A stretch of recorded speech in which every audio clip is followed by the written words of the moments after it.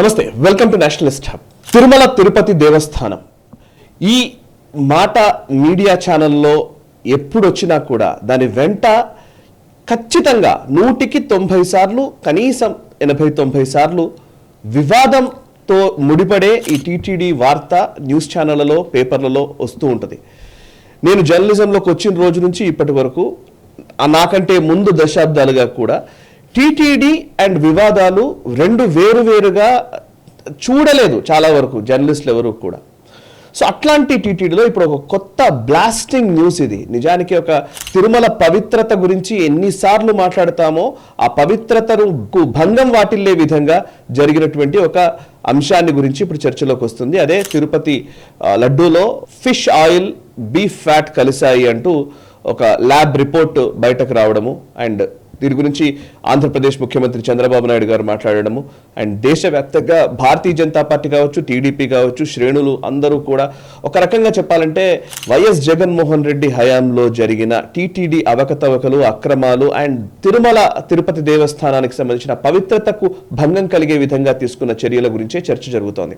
ఈ నేపథ్యంలో అసలు ఈ లడ్డూ వివాదానికి సంబంధించి ప్రస్తుతం అక్కడ ఏం జరుగుతోంది, అసలు విజిలెన్స్ అనేది ఉంటుందా ఉండదా, టీటీడీ సిస్టమ్ ఎలా పనిచేస్తుంది, అండ్ తిరుమల తిరుపతి దేవస్థానానికి సంబంధించి అక్కడ ఉన్నటువంటి ఆగమ శాస్త్రబద్ధంగానే టీటీడీ సిస్టమ్ పనిచేస్తోందా, ఈ మధ్యలో లడ్డూ తయారీ కావచ్చు, ప్రసాదాల తయారీ కావచ్చు, వీటిల్లో ఇంగ్రీడియంట్స్ చెక్ అనేది ఏమైనా ఉంటుందా, క్వాలిటీ చెక్ ఉంటుందా, లేకపోతే వచ్చే అక్రమాలు వాళ్ళ నమ్మకమే లేని ఒక వ్యక్తులు కూడా అందులో ఉండడం వల్ల హ్యూమన్ ఇంటర్వెన్షన్ వల్లనే ఇదంతా జరుగుతోందా, సిస్టమ్ ప్రాబ్లమా, మనుషుల ప్రాబ్లమా, ప్రభుత్వాల ప్రాబ్లమా, దీని గురించి మనం డిస్కస్ చేసే ప్రయత్నం చేద్దాము. నేను వ్యూవర్స్కి చెబుతున్నాను, నేను జస్ట్ ఎమోషనల్గా ఇంటర్వ్యూ చేయట్లేదు. ఫస్ట్ పాయింట్, ఒక ఎమోషనల్ ఆస్పెక్ట్ ఖచ్చితంగా ఇది ఉంది. ఎందుకంటే తిరుమల తిరుపతి దేవస్థానాలు ఆ శ్రీవారి భక్తుడిగా, కోటాను కోట్ల భక్తులకు సంబంధించి వాళ్ళ వాయిస్ను వినిపించే ఒక ప్రతినిధిగా డెఫినెట్గా ఇట్లాంటి ఇష్యూస్ గురించి కొంచెం 360 డిగ్రీస్లో అనాలిసిస్ చేయాల్సిన అవసరం అయితే కనబడుతోంది. ఈ అభిప్రాయంతో నేను ఈ ఇంటర్వ్యూ చేస్తూ ఉన్నాను. నేను ఇంటర్వ్యూ చేస్తున్నటువంటి వ్యక్తి ఎవరు అనంటే సీనియర్ జర్నలిస్ట్ వల్లీశ్వర్ గారు. వారు తిరుపతిలో సుదీర్ఘకాలం రిపోర్టర్గా పనిచేశారు. అక్కడ అనేక విషయాల గురించి, కలియుగ వైకుంఠపాలి అని ఆ రోజుల్లోనే ఒక పెద్ద సిరీస్ ఆఫ్ ఆర్టికల్స్ రాసినటువంటి వ్యక్తి ఈనాడు పేపర్లో. అండ్ టీటీడీలో జరిగే అనేక 70s, 80s నుంచి ఇప్పటి వరకు కూడా అక్కడ పనిచేసిన ఎగ్జిక్యూటివ్ ఆఫీసర్స్, ఈఓలు చాలా మందితో సన్నిహితమైన సంబంధాలు ఉన్నటువంటి వ్యక్తి. అండ్ ఒక పాత్రికేయుడిగా టీటీడీని క్లోజ్గా అబ్జర్వ్ చేస్తూ అనేక విషయాలు అర్థం చేసుకుని మాట్లాడేటువంటి వ్యక్తి. వారితోనే మాట్లాడబోతున్నాము. అండ్ ఈ వివాదాన్ని ఎలా అర్థం చేసుకోవాలి, ఎలా చూడాలి, ఈ అంశం గురించి మాట్లాడతాం. ప్లీజ్ మోటివ్స్ ఆపాదించకుండా ఈ వీడియోని చూసే ప్రయత్నం చేయండి. సార్ నమస్కారం. సార్ నమస్కారం. వల్లీశ్వర్ గారు, ఫస్ట్ నేను మీతో మాట్లాడే ముందు బేసికల్లీ ఈ టీటీడీ అనగానే లడ్డు తయారీ దగ్గర నుంచి అందులో ఏం ఇంగ్రీడియంట్స్ చెక్ ఎట్లా జరుగుతుంది, వచ్చే పదార్థాలను క్వాలిటీని ఎట్లా చెక్ చేసి పెడతారు, అండ్ లడ్డు తయారీలో అవకతవకలు జరుగుతాయా, అక్రమాలు ఉంటాయా, ఇట్లాంటి అంశాల గురించి నాకు చాలా సందేహాలు వచ్చాయి. ఈ నేపథ్యంలోనే మీకు సన్నిహితమైనటువంటి మిత్రులు, అండ్ డెఫినెట్లీ వారు తెలియని వారు ఉండరు, టీటీడీలో పనిచేసిన ఏ వ్యక్తికైనా సరే సుపరిచితమైనటువంటి వాళ్ళే. టీటీడీ చీఫ్ ఇంజనీర్గా పనిచేసి రిటైర్ అయినటువంటి వ్యక్తి, గతంలో విజిలెన్స్ ఆఫీసర్గా, విజిలెన్స్ విభాగంలో కీలకమైన వ్యక్తిగా పనిచేసినటువంటి వ్యక్తి.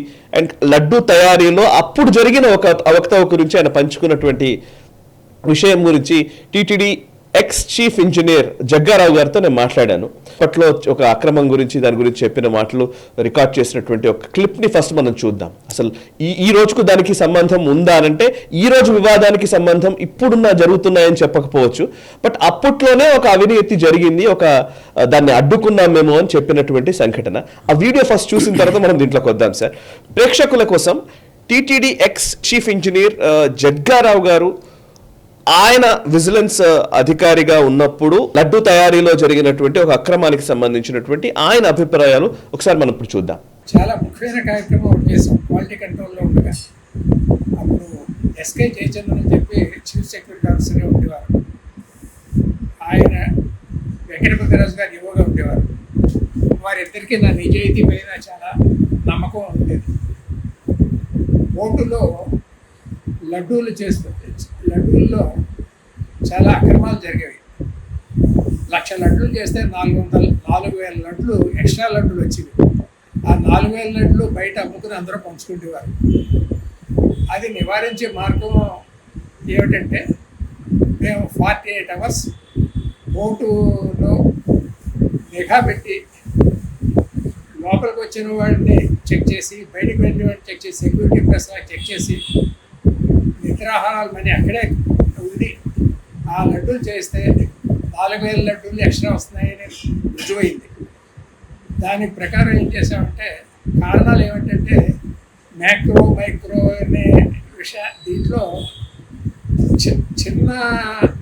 చిన్న బరువుని మల్టిప్లై చేసి పెద్ద ఇలా చేసి గోల్మాల్ చేసేవారు. దాన్ని సక్రమంగా చేసి ఆ లడ్డూలు రాకుండా ఉండటానికి శనగపిండి ఈజ్ ది రియల్ విలన్. శనగపిండి వల్ల లడ్డూలు వస్తున్నాయి. శనగపిండి ఉంది కదా నెయ్యి ఇస్తున్నారు, చక్కెర ఇస్తున్నారు, ఇట్లా లడ్డూలు వచ్చేస్తున్నాయి. ఇట్లా శనగపిండి తగ్గించాం. మొత్తంలో శనగపిండి తగ్గించడం వల్ల ఎక్స్ట్రా లడ్డూలు రావు. ఇంకోటి ఏంటంటే ఈ బాదం పప్పు, జీడిపప్పు, బయటకాయలు ఇవన్నీ సుగంధ ద్రవ్యాలు కొన్ని బయటకు చేరిపోయేవి. అవి చేరకుండా ఏం చేస్తామంటే ఇట్లన్నింటినీ నలగొట్టి నుంచి కొలతల ప్రకారం వేయించి ఏర్పాటు చేసాం. ఇది విడిగా ఏది పనికిరాదు, అన్నీ కలిసిపోయి నలగొట్టి ఇట్లా జరిగింది. అది బయటికి వేయటానికి వీలు కాదు. అంటే తప్పనిసరిగా లడ్డూలు వేయాల్సి వచ్చింది. ఆ విధంగా లడ్డూలు ఈనాటి కూడా అదే ఆచరిస్తున్నారు. అది నా జీవితానికి కలికితోరాయి పెట్టింది. నేను చాలా ప్రధాన పాత్ర పోషించాను. సో చూసారు కదా, ఇది జగ్గారావు గారు చెప్పిన మాట. నేను ఇది ఎందుకు ఇప్పుడు తీసుకుంటున్నానంటే లడ్డు అక్రమాలకు సంబంధించి ఈరోజు విపరీతమైన ఈ లడ్డు ఈ రోజు కాదు, చాలా సంవత్సరాల నుంచి కూడా లడ్డు క్వాలిటీ మీద చర్చ దశాబ్దాలుగా జరుగుతోంది. కానీ ఈ రోజు ఏంటంటే ఇది పవిత్రత, అంటే ఫిష్ ఆయిల్, బీఫ్ ఫ్యాట్ ఇట్లాంటి వాటిని అందులో కలిపారు, ఆవు నెయ్యిలో కలిశాయి. తద్వారా తిరుమల పవిత్రతకే భంగం కలుగుతోంది అన్న చర్చ నడుస్తున్న టైం కాబట్టి అక్రమాలు చేయడం వేరు, ఇది వేరు అనే ఒక క్వశ్చన్లోకి నేను తీసుకెళ్ళబోతున్నాను. ఫస్ట్ వల్లీశ్వర్ గారు, ఇప్పుడు జగ్గారావు గారు చెప్పిన మాటలు మీరు విన్నారు. సో వారు చెప్పేది ఏంటంటే ఇది ఆ పోర్టులో అక్కడ వాళ్ళు లడ్డు తయారు చేసేటప్పుడు ఎట్లాగైతే దాంట్లో కొంచెం ఎక్కువ శనగపిండిని తీసుకొని తద్వారా 1,00,000 లడ్లు ఉంటే అందులో కొన్ని లడ్లను బయటకు తరలించే ఒక ప్రయత్నం, తద్వారా డబ్బు సొమ్ము చేసుకుందాం అనేది వాళ్ళ ఉద్దేశం. అప్పుడు నేను దాన్ని అడ్డుకున్నానని చెప్పేసి జగ్గారావు గారు చెప్పారు. అప్పుడు వారు క్వాలిటీ కంట్రోల్ చూసేవారు. జగ్గారావు జ్ఞాపకం ఉంది. వాళ్ళ విజిలెన్స్ అంతా ఉంటాయి. ఉన్నప్పటికీ ఏంటంటే ఫస్ట్ ఇది జరిగింది ఎలా జరిగింది అని కనిపెట్టడానికి ఒక ఎఫర్ట్ పెట్టాలి. పెట్టిన తర్వాత ఎవరు బాధ్యులు, ఇది ఎక్కడ చెక్ చేయాలి, ఇవన్నీ చాలా కష్టపడ్డాడు జగ్గారావు అప్పట్లో. ఇప్పుడు ఎందుకంటే అది జగ్గారావు గారు లాంటి వ్యక్తులు కూడా ఈ టీటీడీ దాంట్లో అంటే అక్రమాలు జరగకుండా పనిచేసినటువంటి నిజాయితీ నిబద్ధత కలిగినటువంటి వ్యక్తులు ఉన్నారు. వారి వల్ల ఈ రోజుకి ఇంకా శాంక్టిటీ కాపాడబడుతుంది అని చెప్పడం కోసమే ఆ వీడియో నిజానికి. సో ఇప్పుడు సార్, ఈ రోజు జరుగుతున్న వివాదం పైన ఒక సీనియర్ జర్నలిస్ట్ గా మీరు చాలా సుదీర్ఘకాలం పాటు టీటీడీ వ్యవహారాలను చూశారు. ఇప్పటికీ మీరు దాంట్ని ఎప్పుడు క్లోజ్ గా ఫాలో అవుతుంటారు కాబట్టి మీ ఒపీనియన్ ఏంటి? ఫస్ట్, తిరుమల తిరుపతి దేవస్థానంలో ఇవాళ పుట్టలేదు. అది స్వామివారు ఎన్ని వేల సంవత్సరాల కొండ మీద ఉన్నారో మనకు తెలియదు. మనకేదో 1933 నుంచి ఒక వ్యవస్థ ఏర్పడింది. అంతకుముందు కూడా అర్చకులు వెళ్ళేవాళ్ళు, పొద్దున్నే కొండ మీదకి వెళ్ళేవాళ్ళు, నడిచి వెళ్ళి అక్కడ దూపదీప నైవేద్యాలు చేసి సాయంత్రం తిరిగి వచ్చేసేవాళ్ళు. ఎందుకంటే అడవుల్లో పైన వైల్డ్ యానిమల్స్, వన్యమృగాలు సంతరిస్తుంటాయి కాబట్టి. అది కానీ 33 నుంచి అంతకుముందు మీకు పీవీఆర్కే ప్రసాద్ రాసిన దాంట్లో ఉంటుంది. బ్రిటిష్ రూల్ టైంలో కూడా దానికి ఎలాగా ఆర్కాడ్ నవాబు వాళ్ళు వీళ్ళు అంటే వాళ్ళు ఎంతసేపు ఏదో రెవెన్యూ చూసుకున్నారు తప్ప ఇందులో ఇంటర్ఫియర్ కాల. 33 దగ్గర నుంచి ఒక వ్యవస్థ ఏర్పడింది. అప్పటి నుంచి దీనికి ఇప్పటిదాకా ఈ సమస్య ఎప్పుడు వచ్చింది? ఇటీవల కాలంలోనే లడ్డూల గురించి సమస్య వస్తుంది.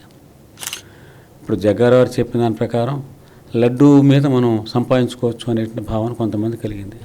బట్ లడ్డూ ఒకటే కాదు, అసలు వ్యవస్థ ఎంత పటిష్టంగా ఉన్నా కూడా మోసం చేయొచ్చు.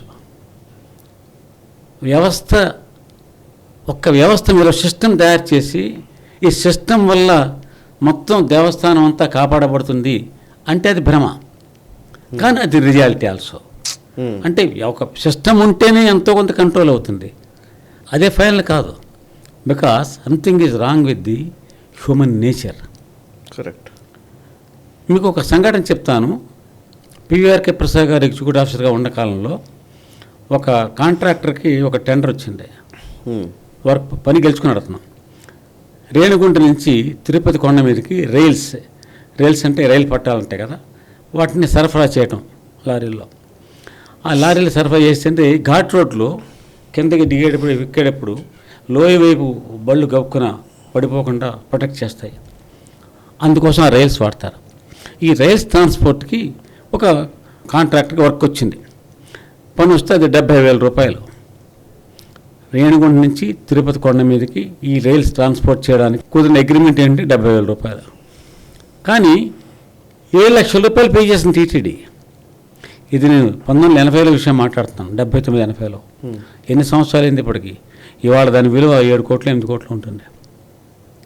70,000 పే చేయాల్సిన కాంట్రాక్టర్కి అగ్రిమెంట్ ప్రకారం, మొదటి సైన్ చేసిన అగ్రిమెంట్ ప్రకారం 7 లక్షలే పే చేశారు. సిస్టమ్ ఉంది కదా, వ్యవస్థ అంతా ఎంత కింద ఓవర్సీర్ దగ్గర నుంచి గుమాస్తా దగ్గర ఎంతమంది సంతకాలు పెడతారు. Joint engineer, junior engineer, assistant engineer, ఈ ఎగ్జిక్యూటివ్ ఇంజనీర్, సూపరింటెండెంట్ ఇంజనీర్, ఇప్పుడు అక్కడ ఎస్సీ అనేవాళ్ళు. ఇంత వ్యవస్థ ఉన్నప్పటికీ 70,000కి 7 లక్షల రూపాయలు పే చేశారు. Something wrong with human nature. ఏం చేశారంటే అగ్రిమెంట్ అయిపోయిన తర్వాత కాంట్రాక్టర్తో కుమ్మక్కయ్యి చిన్న వర్డ్ చేర్చారు అక్కడ, 70,000 రూపీస్ పర్ కిలోమీటర్ అని యాడ్ చేశారు. 10 కిలోమీటర్లు రేణుగుంట నుంచి ఇక్కడ. ఓకే, అంతే. 10 రెట్లు పెరిగిపోయింది కదా. కరెక్ట్. ఏమైంది? మీ సిస్టమ్ ఏమైంది? మీ వ్యవస్థ ఏమైంది? పక్కాగా ఉంది కదా, ఇంతమంది ఉన్నారు అందులో. ఇది నేను ఈనాడులో రాస్తే ప్రముఖంగా వేశారు. నా స్టోరీ వచ్చే టైంకి యాక్చువల్గా అది ఏదో పొలిటికల్గా దాన్ని సప్రెస్ చేయాలి, ఏదో మేనేజ్ చేయాలని ప్రయత్నం జరుగుతుంది. ఎప్పుడైతే ఈ స్టోరీ వచ్చిందో దాంతో సస్పెండ్ చేస్తారు. Next day they are force to do it. 7 మంది 18 మంది సస్పెండ్ అయిపోయారు. ఓకే. ఎందుకు చెప్తున్నాను? వ్యవస్థలో లోపం కాదు, అంటే సిస్టమ్స్ తప్పు కాదు. Something wrong with the human nature. So human nature is a problem, right? అటువంటి ఇంకా చాలా జరిగాయి. తారు కుంభకోణం అని, ఇంకో చాలా కుంభకోణాలు వచ్చాయి. కరెక్ట్.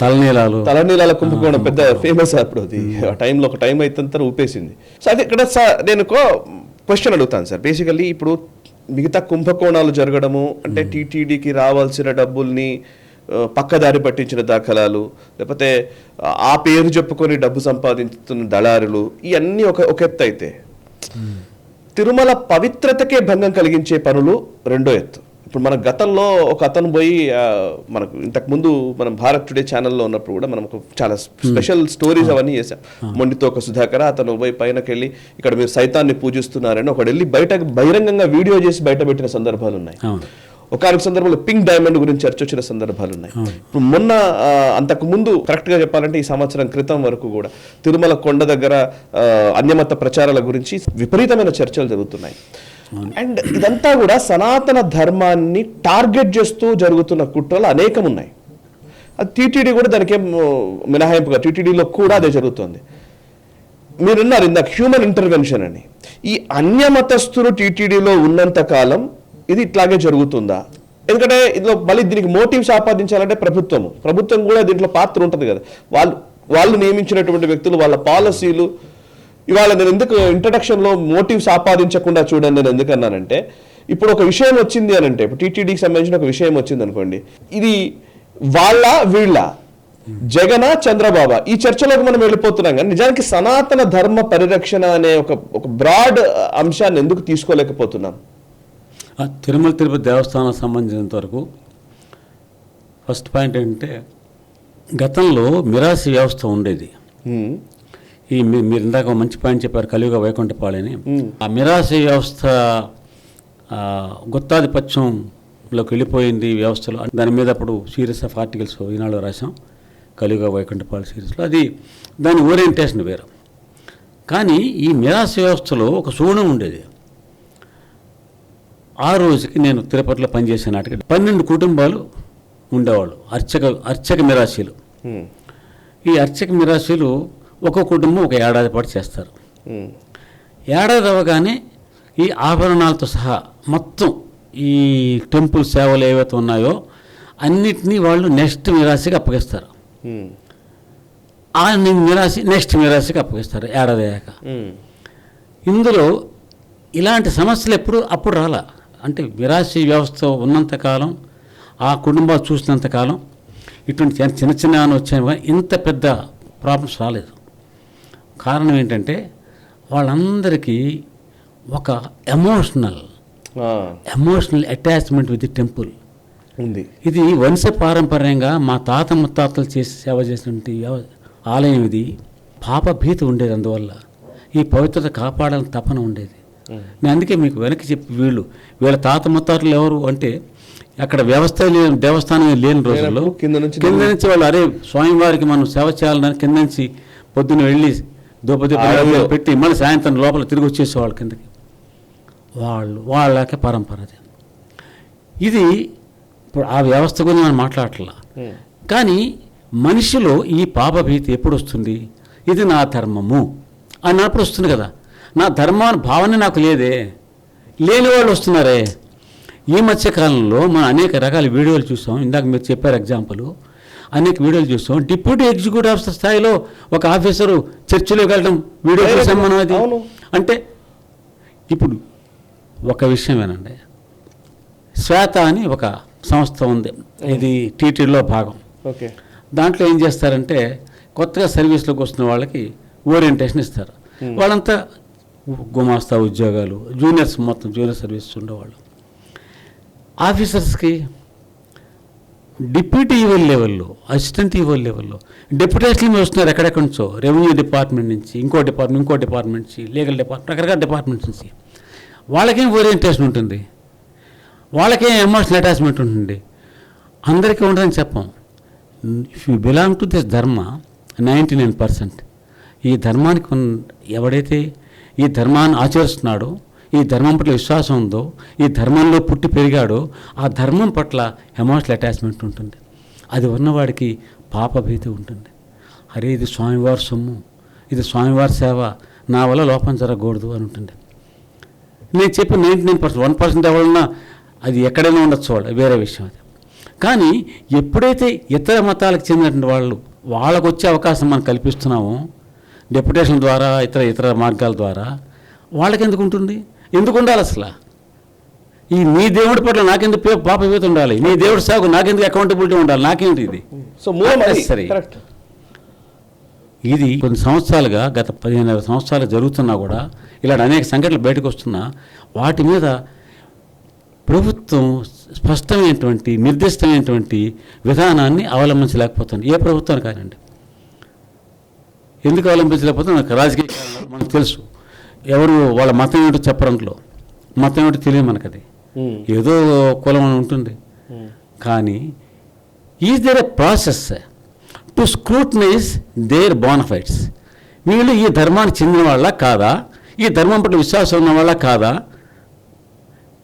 అది ఉన్నవాడికి ఇది నేను చెప్పినట్టుగా ఎక్కువ సార్ 90-95% వాళ్ళకి ఖచ్చితంగా ఈ పాపభీతి ఉన్న చోట కంట్రోల్ చేయగలం. సో ఇప్పుడు నిజంగానే ఇప్పుడు నాకు నిన్న ఆయన అడుగుతున్నారు నన్ను యాక్చువల్లీ, అంటే సార్ ఇప్పటిదాకా ఈ 5 ఏళ్లలో భక్తులు తిన్న ప్రసాదము బీఫ్ ఫ్యాట్ తోటి, ఫిష్ ఆయిల్తో కూడినదా? అంటే ఏంటి సార్ ఇది? నా నమ్మకానికి విలువ లేదా అని ఒక అతను అడుగుతున్నాడు ప్రశ్న. నమ్మకానికి విలువ లేదా అంటే స్వార్థం. ఇందాక మనం ధర్మం గురించి మాట్లాడుకున్నాం.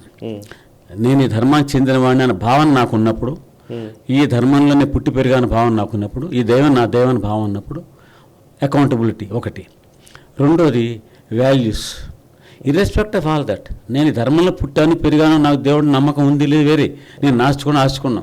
నేను ఈ స్వామి వల్ల, ఈ స్వామి ఉనికి వల్ల నా జీవితం గడుస్తుంది, ఈ స్వామి ఉనికి వల్ల నా భార్య పిల్లలను పోషిస్తున్నాయి, స్వామి ఉనికి వల్ల నా పిల్లలు చదువుకుంటున్నారు ఇక్కడ నా సేవలో.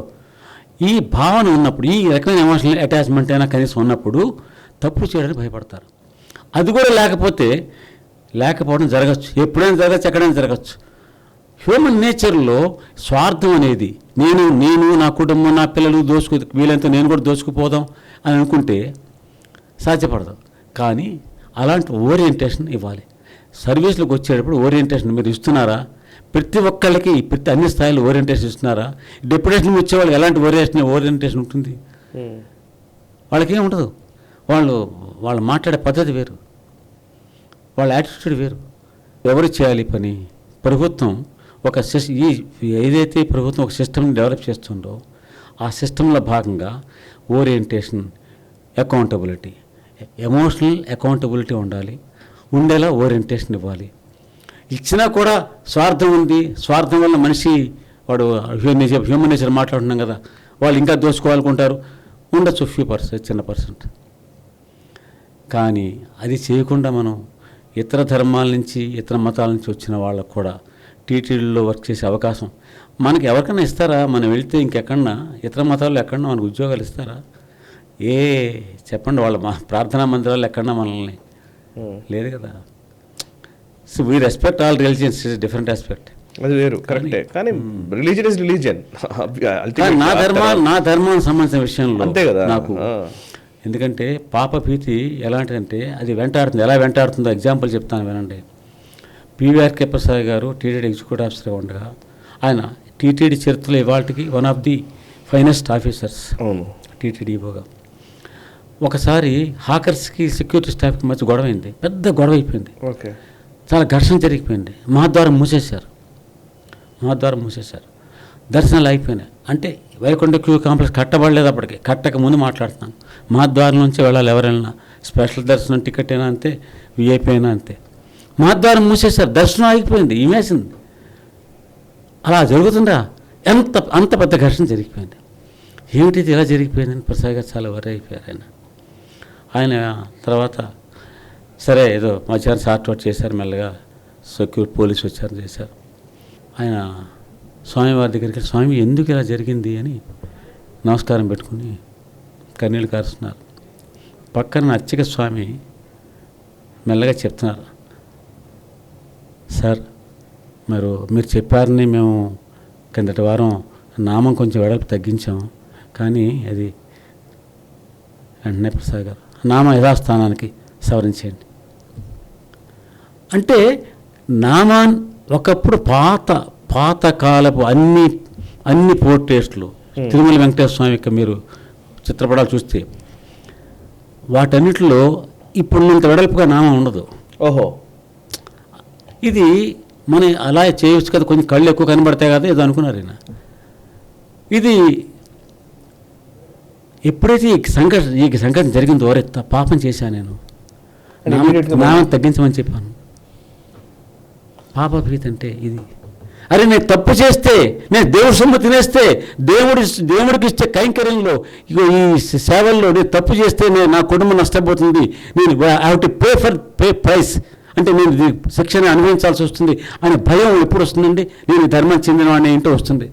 ఆ పాప భీతి ఉండాలి. ఆ పాప భీతి లేనివాడు అందులోకి వస్తే ఏముంటుంది? నాది ఈ ధర్మాన్ని చెంది ఉండాలి, నాకు ఆ ఓరియంటేషన్ ఉండాలి. కరెక్ట్. అవి లేకపోతే పివిఆర్కే ప్రసాద్ గారు వారి అనుభవాల్లో నా అంకర్తలో రాశారు కూడా ఈ అనుభవం. అది రైట్. నేను ఒకసారి పవన్ కళ్యాణ్ గారు ట్వీట్ చేశారు సార్. నేను యాక్చువల్లీ ఇది చాలా ఇంపార్టెంట్ పాయింట్ ఏమో అనిపించింది నాకు. ఏంటంటే maybe the time has come to constitute a సనాతన ధర్మ రక్షణ board at a national level to look into all the issues related to temples in entire Bharat. A debate has to happen at a national level by all the policy makers, religious heads, judiciary, citizens, media and all others in their respective domains. I think we all should come together to put an end to desecration of Sanatana Dharma in any form.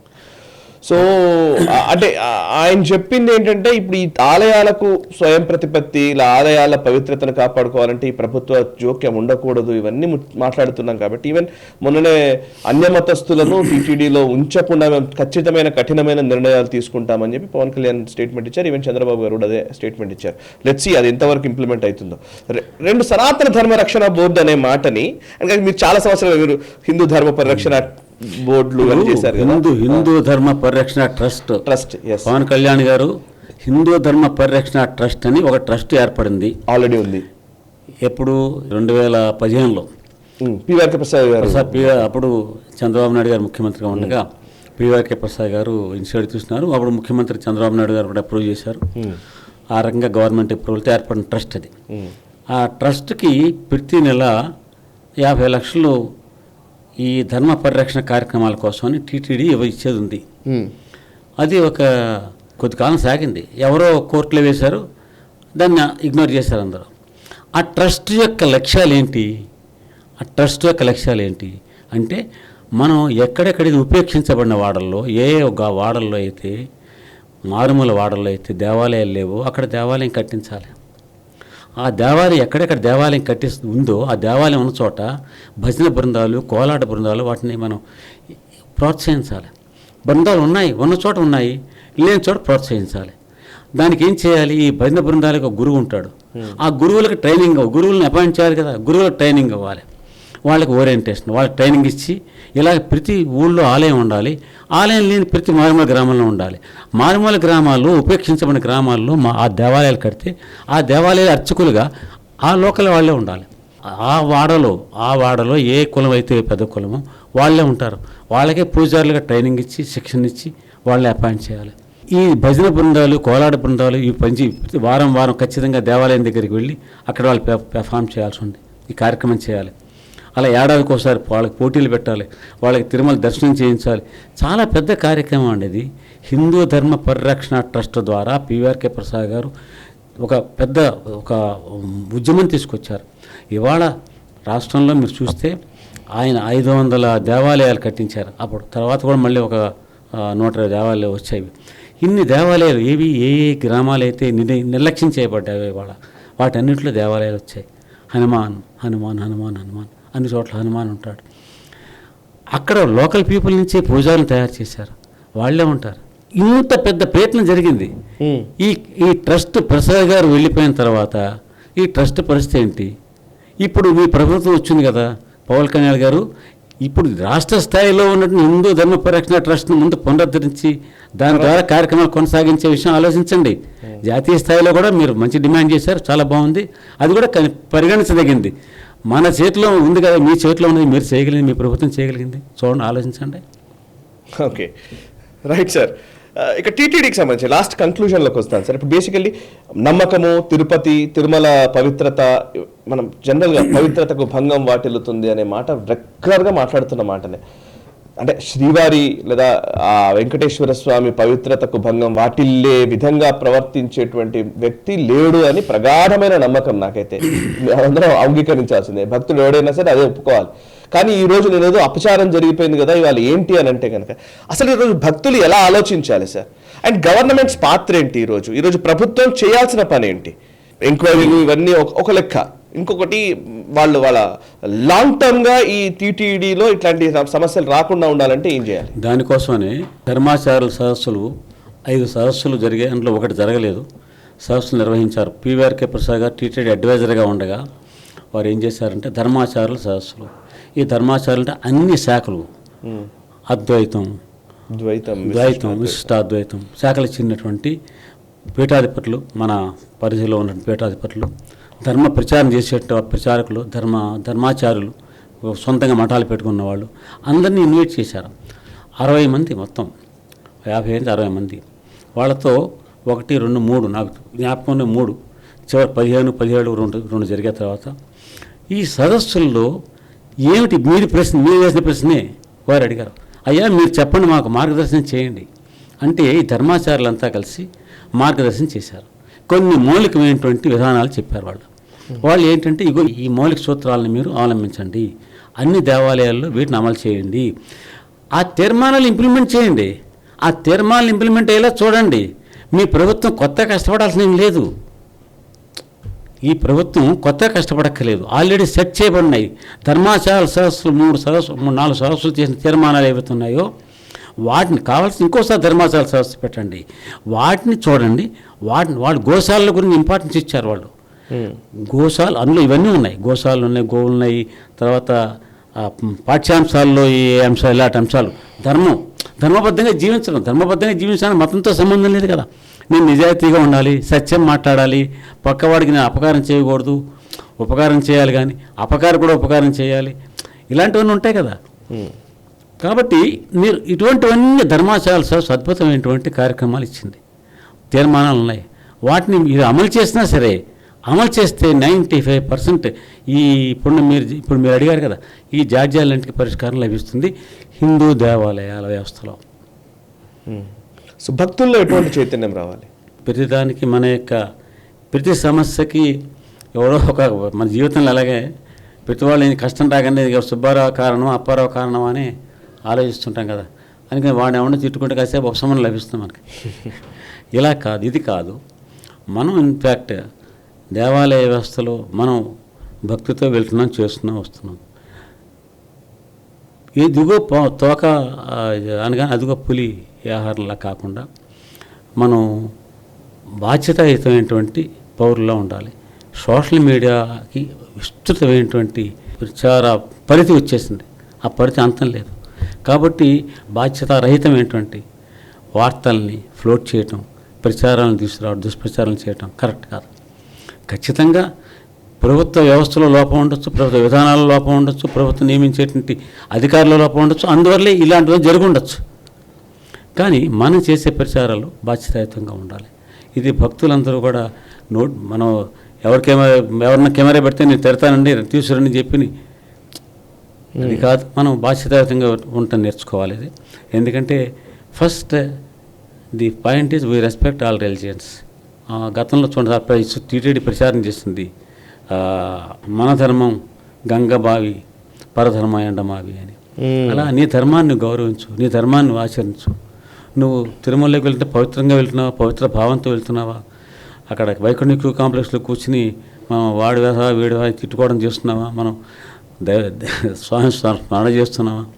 ఇప్పుడు of course కొన్ని రమణాచార్య గారి యోగా ఉండే కొన్ని టీవీలు కూడా live telecast పెట్టారు, SVBC అవన్నీ.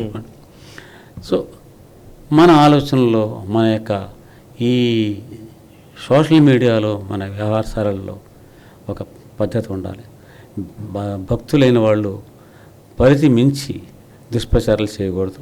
At the same time ఖచ్చితంగా మన దృష్టికి వచ్చినట్టు లోపాలు ఏవైనా వ్యవస్థలో కానీ వ్యక్తుల్లో కానీ సంకోచం లేకుండా మనం ప్రభుత్వం దృష్టి తీసుకువెళ్ళాలి.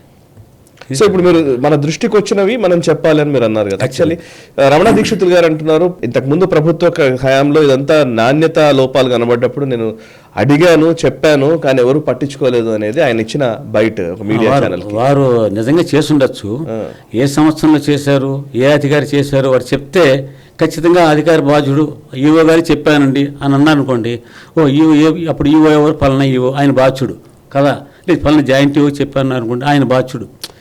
ఎందుకు చేయలేదని అడగడానికి అవకాశం ఉంటుంది. ఈ ప్రభుత్వం యాక్షన్ తీసుకోవాలంటే ఎవరు బాధ్యులు, రైట్, ఎవరు చెప్పాను, కింద పారిపత్రదారు చెప్పానంటే ఉపయోగం లేదు కదా.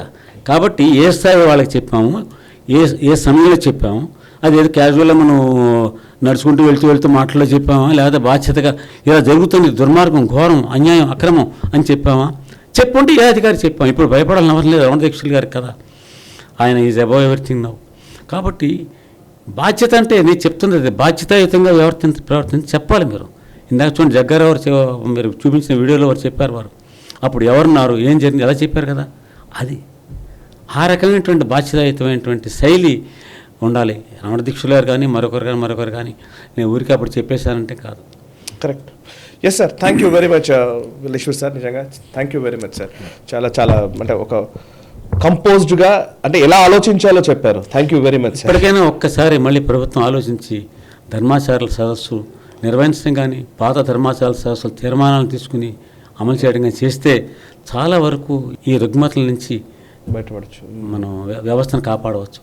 రైట్ సార్, నా విశ్వాసం. అవును sir, thank you very much sir. So చూసారు కదా, ఇది టీటీడీకి సంబంధించి వల్లీశ్వర్ సార్ అభిప్రాయాలు. సో వల్లీశ్వర్ గారు చెబుతున్న వాటిల్లో ముఖ్యంగా కనబడుతున్నవి రెండు విషయాలు. ఒకటి, అన్యమతస్థులు లేదా దేవుడి పట్ల, ముఖ్యంగా ఈ శ్రీవారి పట్ల, వెంకటేశ్వర స్వామి పట్ల విశ్వాసం లేని వ్యక్తులు అందులో పనిచేయడం అనేది ఒక అంశము. రెండు, ప్రభుత్వ ఇంటర్వెన్షన్, ప్రభుత్వ మోటివ్స్ ఇవి ఎట్లాగో ఉండనే ఉన్నాయి. మూడవది, నిజానికి ధర్మాచార్యుల సదస్సులు, ఇప్పుడు పవన్ కళ్యాణ్ గారు చెప్పినట్టుగా ధర్మాచార్యులకు సంబంధించి ఒక ట్రస్ట్ లాంటిది ఏర్పాటు చేయాలి, హిందూ రక్ష ట్రస్ట్ అని ఆయన చెప్తున్నారు. సనాతన ధర్మ రక్షణ బోర్డు ఏర్పాటు చేయాలి నేషనల్ లెవెల్లో ఆయన అంటున్నారు. సో అట్లాంటిదే హిందూ ధర్మ పరిరక్షణ ట్రస్ట్ ఆల్రెడీ ఆంధ్రప్రదేశ్లో ఉంది. దాన్ని కరెక్ట్గా ఇంప్లిమెంట్ చేస్తే సరిపోతుంది, దాన్ని సరిగ్గా పని చేస్తే సరిపోతుంది అండ్ దాన్ని యాక్టివేట్ చేయాలి అనేది వారు చెప్పే మాట. అండ్ ఇంకొకటి, ధర్మాచార్యుల సదస్సులు రెగ్యులర్గా జరుగుతూ ఉండాలి. ఏ ఆలయాల్లో ఇప్పుడు మనం తిరుమల గురించి మనం మాట్లాడుతున్నాం, తిరుమల లడ్డూలో ఇట్లా అయిందట అనగానే అందరం మాట్లాడుతున్నాం, కానీ ఈరోజు అనేక ఆలయాల్లో ఇలాంటి లడ్డూలు ప్రసాదాలు ఇవన్నీ తయారవుతున్నాయి. అనేక ఆలయాల్లో ఇప్పుడు శ్రీకాళహస్తి కావచ్చు, అన్నవరం కావచ్చు, సింహాచలం కావచ్చు, శ్రీశైలం కావచ్చు, ఎక్కడికి వెళ్ళినా కూడా ఈ ప్రసాదాల్లో నాణ్యత గురించి లేకపోతే ఈ ఏ ఇంగ్రీడియంట్స్ వాడుతున్నారనే అంశం మీద స్పష్టమైన వైఖరి, స్పష్టమైన విజిలెన్స్ ఉండాల్సిన అవసరం అయితే కనబడుతోంది.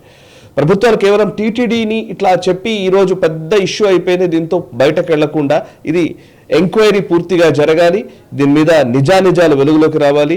ఏ శాంపిల్స్, ఏం జరిగింది, ఎవరిచ్చారు, ఆ ఇంగ్రీడియంట్స్ ఇచ్చిన వాడెవడు, ఆ నాణ్యత సంబంధించి కానీ వాళ్ళ మీద చర్యలు కానీ ఇవన్నీ జరగాల్సిన అవసరం కనబడుతోంది. పైన మనం మాట్లాడితే ఈ సమస్య పరిష్కారం కాదు. ఇవాళకి ఎంక్వైరీ చేస్తారు, ఎంక్వైరీ చేయాలి ఖచ్చితంగా, సిబిఐ ఎంక్వైరీ, ఏదో ఎంక్వైరీ చేయాలి, ఎవరి బాధ్యులు వాళ్ళ మీద యాక్షన్ తీసుకోవాలి. కానీ this not end of it. కాదు, కరెక్ట్. ధర్మాచార శాస్త్రం ఏడాదికి ఒకసారి ధర్మాచార శాస్త్రం నిర్వహించండి.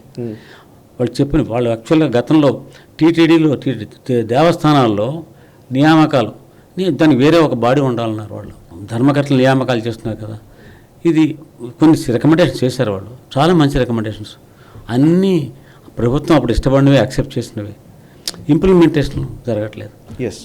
మీరు చెప్పినట్టు ఏడాదికి ఒకసారి ధర్మాచార శాస్త్రం నిర్వహిస్తూ వాళ్ళ యొక్క తీర్మానాలను గౌరవిస్తూ వాటిని అమల్లో పెడితే ఈ హిందూ ధర్మ పరిరక్షణ ట్రస్ట్ యాక్టివిటీస్ని మళ్ళీ కొనసాగిస్తే ఇటువంటి వాటి ద్వారా చాలా వరకు ఇటువంటి రుగ్మతలను మన నుంచి మనం సంస్థను కాపాడుకోవచ్చు. Yes sir.